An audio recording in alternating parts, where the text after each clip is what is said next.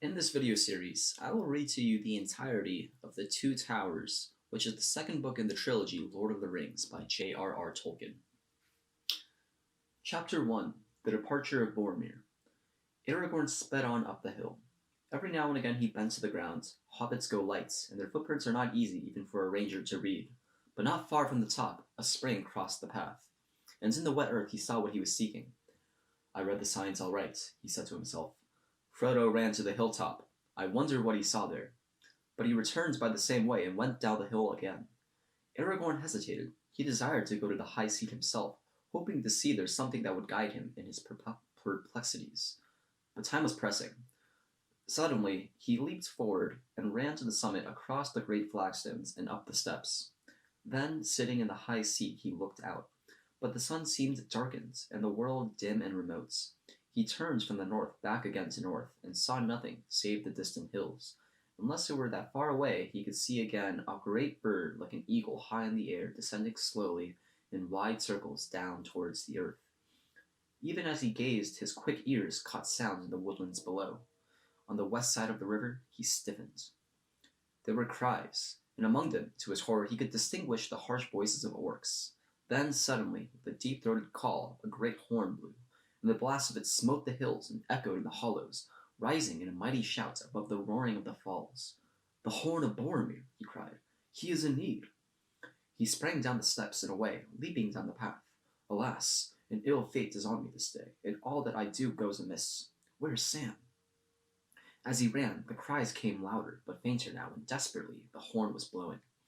Fierce and shrill rose the yells of the orcs, and suddenly the horn calls ceased. Aragorn raced down the last slope, but before he could reach the hill's foot, the sounds died away, and as he turned to the left and ran towards them, they retreated, until at last he could hear them no more. Drawing his bright sword and crying, Elendil, Elendil, he cried through the trees. A mile, maybe, from Parth Galen, in a little glade not far from the lake, he found Boromir. He was sitting with his back to a great tree, as if he was resting, but Aragorn saw that he was pierced with many black feathered arrows. His sword was still in his hands, but it was broken near the hilts. His horn, cloven in two, was at his side. Many orcs lay slain, piled all about him and at his feet. Aragorn knelt beside him. Boromir opened his eyes and strove to speak. At last slow words came.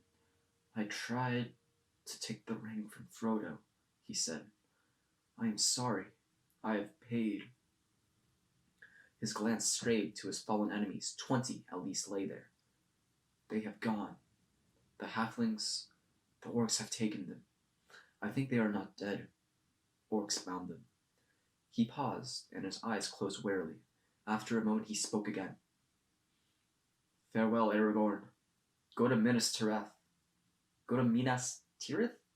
And save my people. I have failed." "No," said Aragorn, taking his hand and kissing his brow. "You have conquered. Few have gained such a victory. Be at peace. Minas Tirith shall not fall." Boromir smiled.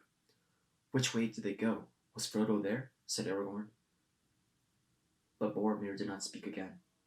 "Alas," said Aragorn, "thus passes the heir of Denethor, lord of the Tower of Guard.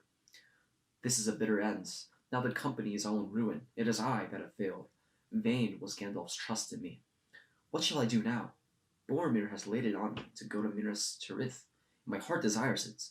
But where are the ring and the bearer? How shall I find them and save the quest from disaster?" He knelt for a while, bent with weeping, still clasping Boromir's hands. So it was that Legolas and Gimli found him. They came from the western slopes of the hill, silently creeping through the trees as if they were hunting. Gimli had his axe in hand, and Legolas his long knife. All his arrows were spent. When they came into the glade, they halted in amazement, and then they stood a moment with heads bowed in grief, for it seemed to them plain what had happened. "Alas," said Legolas, coming to Aragorn's side, "we have hunted and slain many orcs in the woods, but we should have been of more use here. We came when we heard the horn, but too late, it seems. I fear you have taken deadly hurt." "Boromir is dead," said Aragorn. "I am unscathed, for I was not here with him. He fell, defending the hobbits, while I was away upon the hill." "The hobbits!" cried Gimli. "Where are they then? Where is Frodo?" "I do not know," answered Aragorn warily. Before he died, Boromir told me that the orcs had bound them. He did not think that they were dead. I sent him to follow Merry and Pippin, but I did not ask him if Frodo or Sam were with him. Not until it was too late. All that I have done today was gone amiss. What is to be done now? First, we must tend the fallen, said Legolas. We cannot leave him lying like carrion among these foul orcs. But we must be swift, said Gimli. He would not wish us to linger. He would follow the orcs. We must follow the orcs, if there is hope that any of our company are living prisoners. But we do not know whether the ring bearer is with them or not, said Aragorn. Are we to abandon him? Must we not seek him first? An evil choice is now before us. Then let us do first what we must do, said Legolas. We have not the time or the tools to bury our comrade fitly, or to raise a mound over him, a cairn we must build. The labor would be hard and long. There are no stones that we could use nearer than the water side, said Gimli. Then let us lay him in a boat with his weapons and the weapons of his vanquished foes, said Aragorn. We will send him to the falls of Rharis and give him to Anduin. The river of Gondor will take care, at least, that no evil creature dishonors his bones. Quickly they searched the bodies of the orcs, and gathering their swords and cloven helms and shields into a heap. See, cried Aragorn, here we find tokens. He picked out from the pile of grim weapons 2 knives, leaf-bladed, damasked, and golden red, and searching further he found also the sheaths, black, set with small red gems. No orc tools these, he said. They were borne by the hobbits. Doubtless the orcs despoiled them, but feared to keep the knives, knowing them for what they were, work of Westernese, bound about with spells for the bane of Mordor. Well now, if they still live, our friends are weaponless. I will take these things, hoping against hope to give them back. And I will take all the arrows that I can find, for my quiver is empty, said Legolas. He searched in the pile and on the ground about, and found not a few that were undamaged and longer in the shafts than such arrows as the orcs were accustomed to use. He looked at them closely.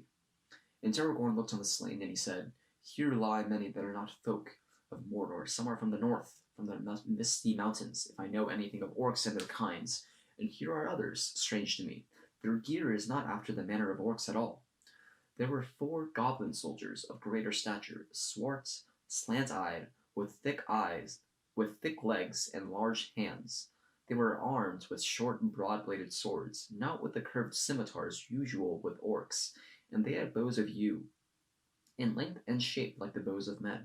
Upon their shields they bore a strange device, a small white hand in the center of a black field. On the front of their iron helms was set an S-rune, wrought of some white metal. I have not seen these tokens before, said Aragorn. What do they mean? S is for Sauron, said Gimli. That is easy to read. Nay, said Legolas, Sauron does not use the elf runes. Neither does he use his right name, nor permit it to be spelt or spoken, said Aragorn. And he does not use white. The orcs in the service of Barad-dûr use the sign of the red eye. He stood for a moment in thought. S is for Saruman, I guess, he said at length.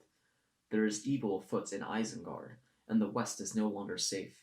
It is as Gandalf feared. By some means the traitor Saruman has had news of our journey. It is likely, too, that he knows of Gandalf's fall. Pursuers from Moria may have escaped the vigilance of Lorien, or they may have avoided that land and come to Isengard by other paths. Orcs travel fast, but Saruman has many ways of learning news. Do you remember the birds? Well, we have no time to ponder riddles, said Gimli. Let us bear Boromir away. But after that we must guess the riddles, if we are to choose our course rightly, answered Aragorn. Maybe there is no right choice, said Gimli.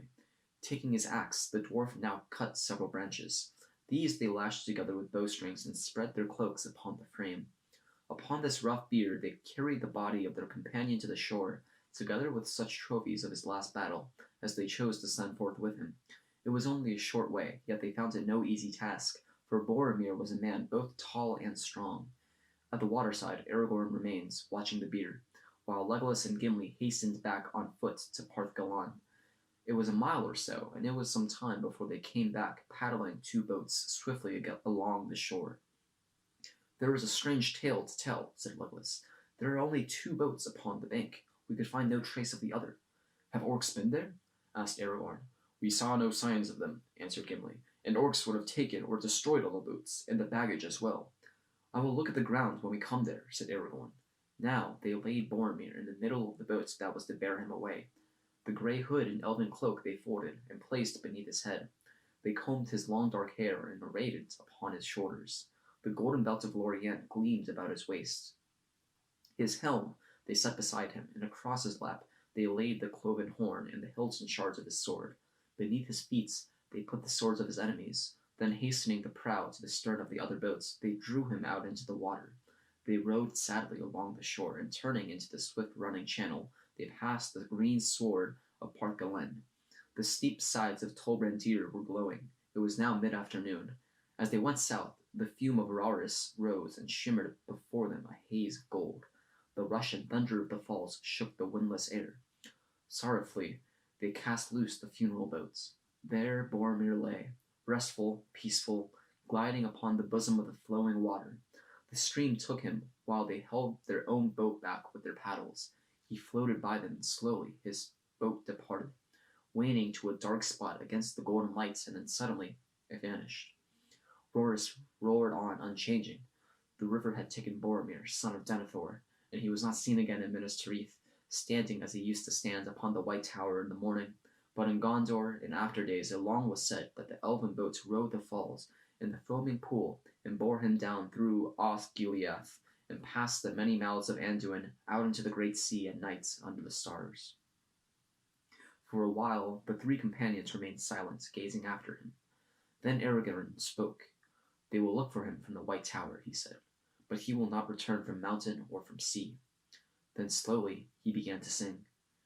Through Rohan over fen and field, where the long grass grows, the west wind comes walking, and about the wall it goes.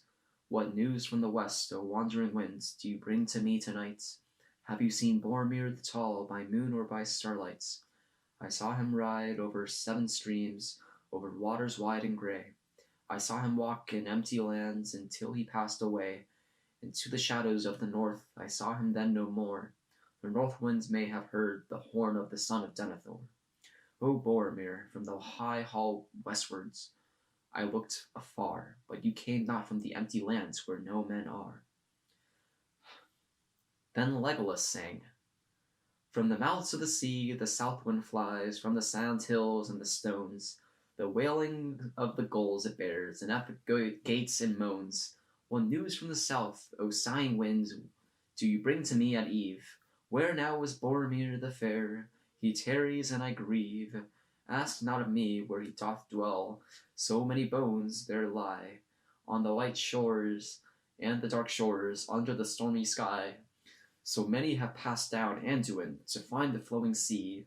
Ask of the north winds news of them the north wind sends to me.